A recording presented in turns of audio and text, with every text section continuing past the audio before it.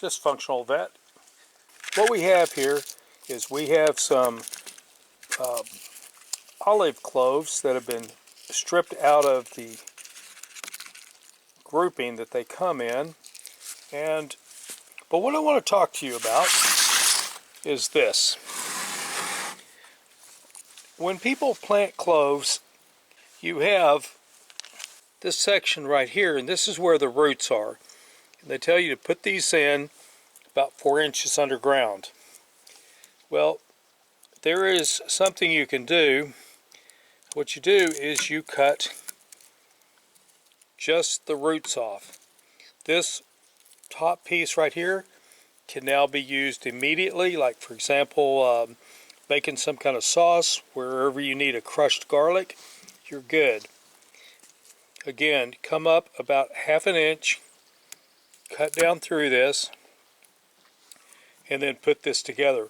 Let me show you what this would look like when these have been put into the ground in an orientation with the roots down and this piece up. I have some soil here. It's moist, and I'll be covering the top with plastic. I'm going to grab this one because it's whole. Right down here is where the roots are going to come from. Right down here is where the roots come from.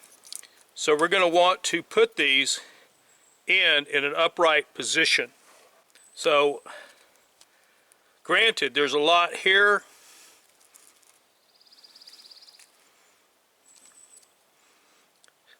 They're being planted way too close together, but as soon as they start to grow and root, I will transplant them accordingly. And we'll track these from planting to harvest. I've got a few more that I can put in there, so I'm going to count out 2, 4, 6, 8. I'm going to plant these, and then I'm going to stick them in the greenhouse and put plastic over them. But I cut just the bottom root section off, right at about 1/4 inch. So I have the tops that I can cook with today, and I have put the bottoms into the ground. They've been into the ground for exactly 8 days. We have leaves here, here. There was another one I saw somewhere. Yeah, here, here, and here we have leaves coming up.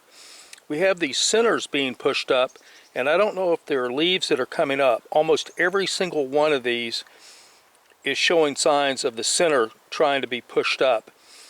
So possibly, and I'm guessing, I don't know, possibly there's a leaf on the bottom of this, but I don't want to disturb it. I just want to let it grow.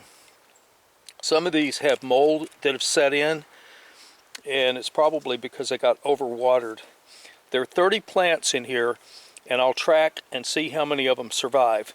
The takeaway on this, you can cut the bottoms off and you can replant those. You could grow them in a window, and then you'd have fresh garlic continuously coming in.